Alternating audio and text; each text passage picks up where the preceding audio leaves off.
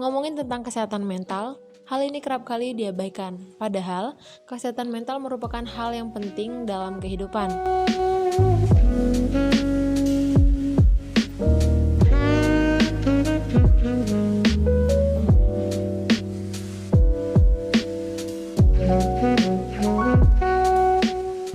Kesehatan jiwa atau kesehatan mental adalah tingkat kesejahteraan psikologis atau ketiadaan gangguan jiwa.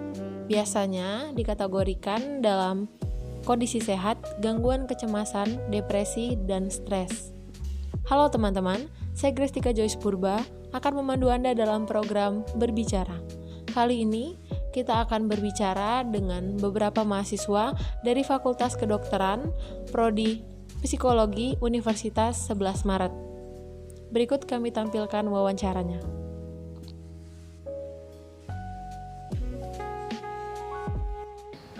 Berbicara mengenai kesehatan mental sendiri, berdasarkan dari WHO menetapkan bahwa definisi mengenai orang yang sehat mental itu digolongkan menjadi 4. Yang pertama adalah orang yang mengetahui potensi yang ada dalam dirinya.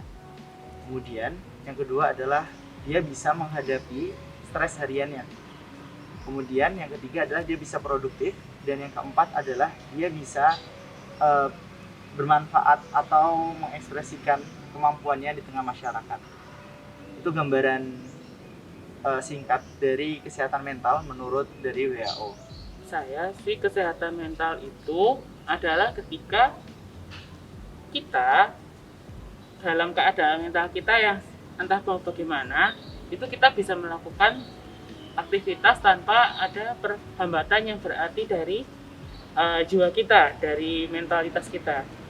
Jadi ketika mental kita nggak ngehambat apa yang ingin kita lakukan, nah itu kita bisa dibilang sehat mental. Nah, kembali lagi selalu cari tahu, selalu meningkatkan pengetahuan kita tentang mental health, tentang kesehatan mental, supaya ya kita bisa aware dengan mentalitas kesehatan mental itu seperti apa. Beberapa penyakit kesehatan mental yang umum itu seperti ansietas atau gangguan kecemasan, kemudian depresi, kemudian juga penyakit seperti autis itu juga termasuk penyakit kesehatan mental, kemudian skizofrenia juga.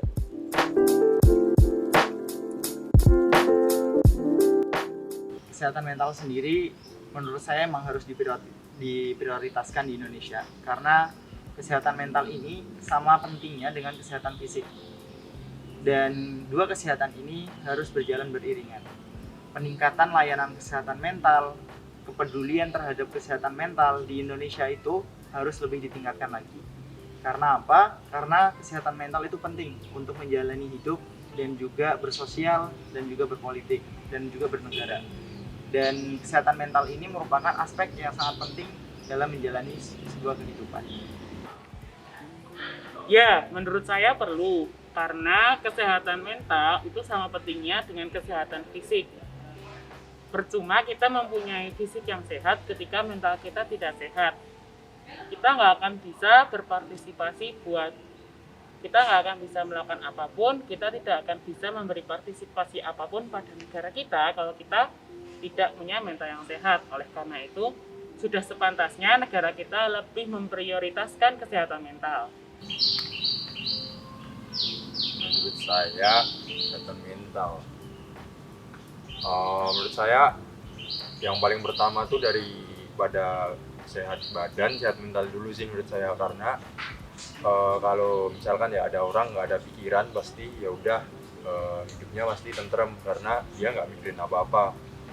Sedangkan kalau kita banyak pikiran atau bahkan banyak masalah yang nggak cepat dikelarin, kita pasti akan bisa depresi, bahkan stres, dan bisa di berita-berita bahkan bunuh diri agar dia bisa melupain masalahnya dengan singkat.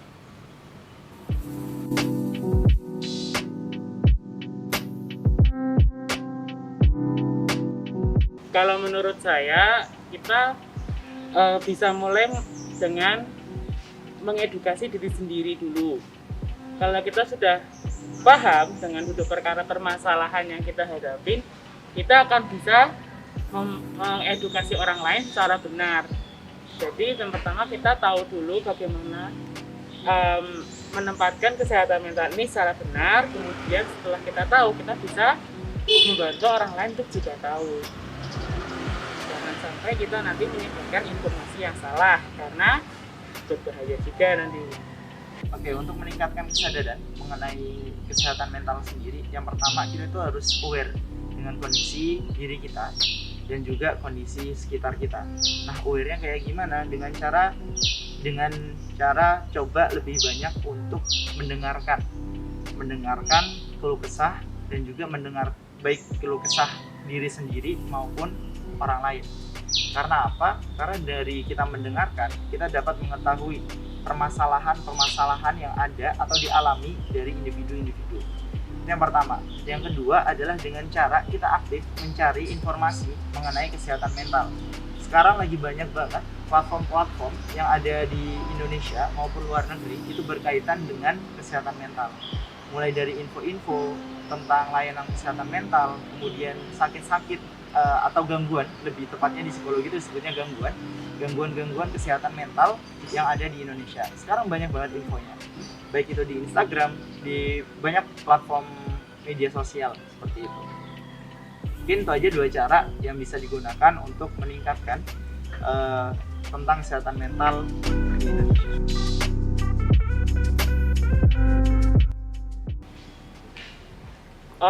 Sebenarnya semua generasi itu rentan terhadap terkena gangguan mental, cuman karena semakin banyak orang yang belajar pada zaman sekarang, terutama generasi muda, makanya mereka jadi lebih sadar, oh aku mungkin punya gangguan mental, sehingga mereka punya kesadarannya lebih tinggi untuk memeriksakan diri ke pakar kesehatan mental. Jadi mereka tahu, aku punya gangguan mental, aku enggak. Makanya kelihatannya generasi muda yang rentan terkena, tapi semuanya sebenarnya sama saja. Nah, ini sesuatu yang bagus sih, karena kalau kita sadar akan, oh iya aku sakit mental nggak ya, kita akan tahu bagaimana cara menangani kondisi mental kita. Gangguan mental? Oke, berbicara mengenai generasi muda sekarang ya, jujur sendiri kita sangat merasakan banyak, apalagi terlebih di kondisi pandemi ini ya, banyak faktor yang menyebabkan seorang itu terkena gangguan mental, terlebih di anak muda. Yang pertama, faktor sosial mereka, dalam artian lingkungan mereka, baik itu lingkungan keluarga, paling dekat keluarga, kemudian pertemanan, hubungan, itu bisa berpengaruh untuk kesehatan dari individu itu tersebut. Kenapa berpengaruh? Mungkin hubungan antara orang tua itu ada yang toksik, jadi di rumah dia sering dimarahin, di rumah sering dibentak-bentak, dan akhirnya nggak ada trust di dalam keluarga tersebut. Kemudian pertemanan yang toksik yang menyebabkan tuh kayak ya jatuhnya kayak ya toksik gitu ya, nggak sehat, pertemanan yang nggak sehat, itu banyak sekarang terjadi di tengah masyarakat. Yang kedua, mungkin untuk anak muda, terkhusus mahasiswa ya, mahasiswa dengan beban belajar yang sangat, beban akademik, tuntutan dari luar itu juga berpengaruh seperti itu. Jadi akademiknya juga berpengaruh, terlebih di pandemi ini ya, banyak tugas yang bermunculan yang akhirnya itu juga menimbulkan, pasti kita sebagai mahasiswa ngalamin yang namanya stres gitu. Belum lagi tekanan dari teman-teman, dalam artian sebenarnya mereka nggak nekan gitu, tapi kayak seakan-akan tuh menekan gitu. Contoh di hal skripsi ya, di saat teman-teman udah sidang terus kita masih belum ngapa-ngapain, secara nggak langsung itu nge-pressure kita gitu, jadi kita stres sendiri. Itu yang kedua. Terus yang ketiga, informasi yang sekarang berkembang, informasi tentang mungkin COVID ya, mungkin terkait dengan COVID, terus juga informasi-informasi berita hoax yang lain di media sosial, itu bisa memunculkan kecemasan dalam diri kita, dan akhirnya itu berpengaruh ke kesehatan mental. Mungkin itu sih gambaran dari dan juga sebenarnya ada faktor genetik yang faktor genetik dari keluarga. Ketika kan sakit mental itu bisa jadi faktor keturunan gitu. Jadi itu 4 gambaran yang bisa yang menjadi sebab bahwasanya kenapa sih anak muda sekarang atau anak zaman sekarang tuh banyak yang terkena gangguan mental.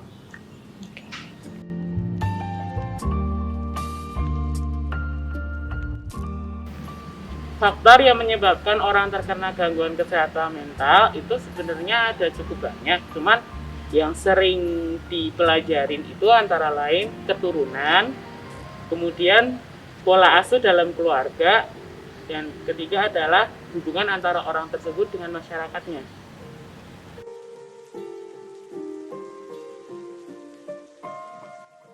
Gaya hidup apakah bisa mempengaruhi kesehatan mental seseorang?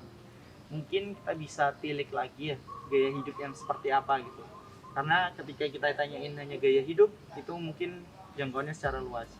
Dalam sebenarnya menurut saya itu bisa ada gaya hidup yang itu berpengaruh ke mental. Contoh, kita mengikuti tren dan akhirnya itu secara nggak langsung mempengaruhi diri kita. Dalam artian ada tren nih, ada tren mungkin fashion tentang baju gitu. Kita mengikuti tren gaya hidup, ngikutin ini bajunya harus beli ini gini, dan akhirnya itu memaksakan diri kita gitu untuk mengikuti perkembangan zaman.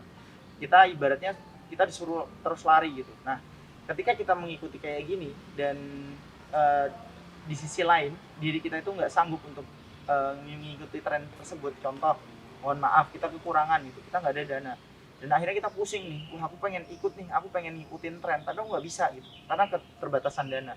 Dia akhirnya pusing, dia akhirnya menghalalkan segala cara untuk mengikuti tren tersebut gitu. Jadi ini salah satu kalau tadi ditanyain mengenai gaya hidup ya, itu salah satu gambaran bahwa gaya hidup itu juga bisa berpengaruh gitu. Dan mungkin pertanyaan bisa lebih dispesifikin lagi, gaya hidup yang seperti apa.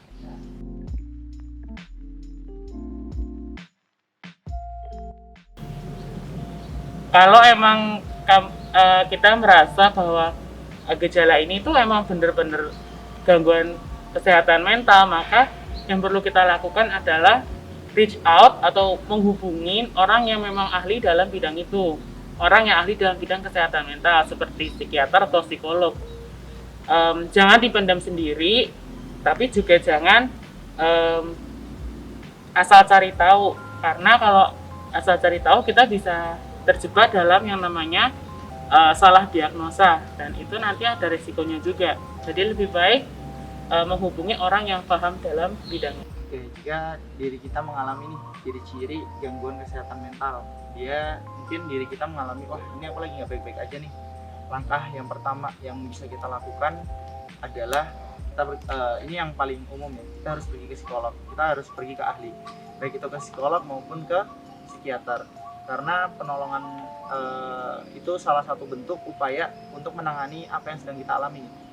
Mungkin juga nih, itu untuk kita harus pergi profesional. Mungkin yang kedua, ketika kita bingung nih harus ke profesional siapa dan nggak tahu, kita bisa ke teman kita gitu, atau melakukan psychological first aid, pertolongan pertama gangguan psikologi gitu. Mungkin hal yang kita lakuin nih ketika kita lagi ngerasa aku lagi nggak baik-baik aja nih, cari tahu ada yang namanya coping stress. Nah, di coping stress ini nanti dibagi jadi dua lagi, problem focus coping sama problem emotional coping gitu.